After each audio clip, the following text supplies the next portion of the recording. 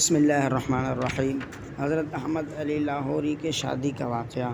حضرت احمد علی لاہوری بڑے بزرگ گزرے ہیں اور دیوبند میں تعلیم پڑھا کرتے تھے، پڑھایا بھی کرتے تھے اور بڑے بزرگ ہیں۔ انہوں نے بہت بڑی قربانیاں دی ہیں، اسلام کے لیے ان کی قربانیاں بہت بڑی ہیں۔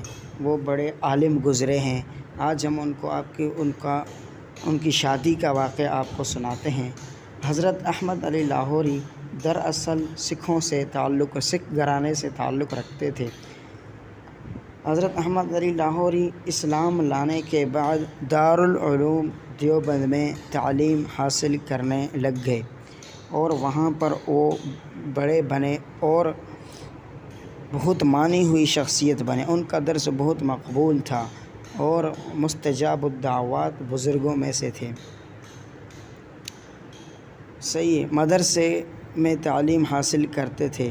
ان کے ایک سسر ایک دن آئے اور انہوں نے دور حدیث کے طلباء کو دیکھا تو ان کی نظر حضرت احمد علی لاہوری فرماتے ہیں کہ مجھ پر ٹک گئی۔ استاد سے پوچھا کہ یہ شخص شادی شدہ ہے؟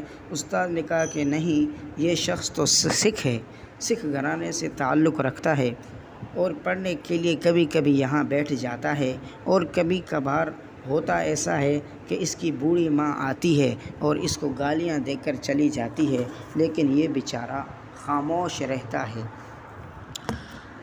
حضرت احمد علی لاہوری کے بارے میں استاد سے پوچھا ان کے سسر نے کہ کیا یہ لڑکا شادی کرنے کے لیے راضی ہے؟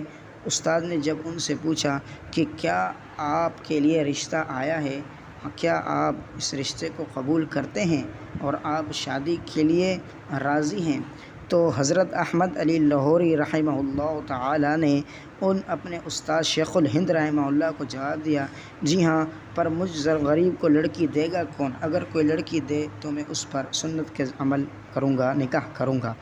خوشی خوشی احمد علی لاہوری اپنے کمرے میں آ گئے اور سوچنے لگے اور خوش ہونے لگے کہ ہاں بھائی، اب تو میری شادی ہونے کو ہے، ٹھیک ہے۔ اس کے بعد حضرت احمد علی لاہوری فرماتے ہیں کہ میں اپنے دوستوں سے کہنے لگا کہ میری کل شادی ہے،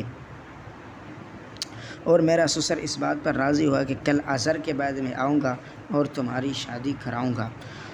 حضرت احمد علی لاہوری کے دوستوں نے ان سے کہا کہ حضرت دوست، آپ یہ بات تو سن لیں، آپ اس وقت اس پوزیشن میں نہیں کہ شادی کر لیں، کیونکہ آپ کے کپڑے تو میلے کچیلے ہیں اور گندے ہیں، لہٰذا آپ کسی سے ادھار لے لیں اور نئے کپڑے لے لیں۔ حضرت احمد علی لاہوری نے کہا کہ آج تک میں نے کسی سے ادھار بھی نہیں لیا اور پیسے مانگتے ہوئے مجھے شرم آ رہی ہے، لہٰذا میں کسی سے اس طرح پیسے نہیں مانگ سکتا۔ چنانچہ اس کے بعد دوست سوچنے لگے کہ اب کرنا کیا ہے، اور یہ کپڑے تو بہت گندے ہیں، لہٰذا یہ کپڑے شادی میں تو بالکل بھی نہیں چل سکتے۔ ایک دوست نے مشورہ دیا کہ آپ ایسا کر لیں، ان کپڑوں کو صابن لے کر آپ غسل خانے میں جا کر ان کپڑوں کو دھو لیں۔ لہٰذا حضرت احمد علی لاہوری فرماتے ہیں میں کپڑوں کو دھونے کے بعد میں ان کو مسجد کے پیچھے آیا اور اپنی مسجد کے پیچھے گیلے کپڑوں کو مسجد میں آ کر سکھانے لگا۔ میرے ہاتھ میں مسجد میں کپڑے تھے اور دل میں شادی کا خوشی بھی تھی، لیکن میں دل ہی دل میں یہ دعائیں بھی کر رہا تھا کہ اے اللہ، کل میری شادی ہے، میرے پاس نئے کپڑے نہیں، آپ ایسا کر دیجئے کہ ان کپڑوں کو جلدی جلدی سکھا دیجئے، جیسے ہی میرے سسر صاحب آ جائیں اور مجھے گیلے کپڑوں میں نہ دیکھیں۔ لیکن مصیبت یہ تھی کہ موسم جو تھا وہ سردی کا تھا، سردی کے موسم تھا، لہٰذا میرے کپڑے سردی کے موسم کی وجہ سے سوکھے تو نہیں، البتہ گیلے ہی رہے۔ جب میرے کپڑے عصر کی نماز تک گیلے ہی تھے اور اوپر سے میرا سسر بھی آ گیا، لیکن اللہ نے میرے سسر کو میرے دل میں محبت ڈالی اور میرے سسر کو سونے کا دل دیا تھا۔ اس نے دیکھا کہ کل یہی کپڑے اس نے پہنے تھے، لیکن یہ کپڑے گیلے تھے، میلے تھے، آج جب اس نے وہی کپڑے پہنے ہیں تو یہ کپڑے اس کے گیلے ہیں۔ چنانچہ وہ بہت اچھا شخص تھا، اس نے کوئی اعتراض نہیں کیا۔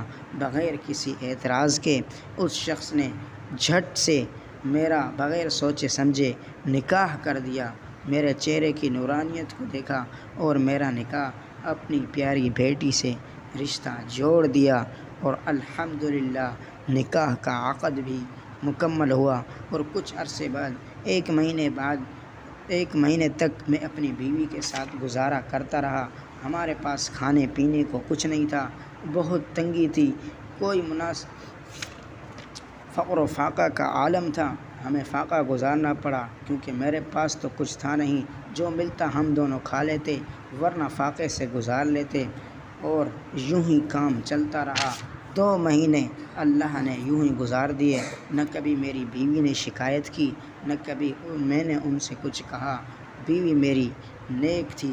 چنانچہ کچھ دن کیا گزرے کہ اب بیوی کو میکے جانا پڑا، اور وہ اپنے میکے چلی گئی۔ جب ماں کے پاس پہنچی تو ماں نے اس سے پوچھا کہ اے میری بیٹی، تو مجھے بتلا تیرا گھر کیسے چل رہا ہے؟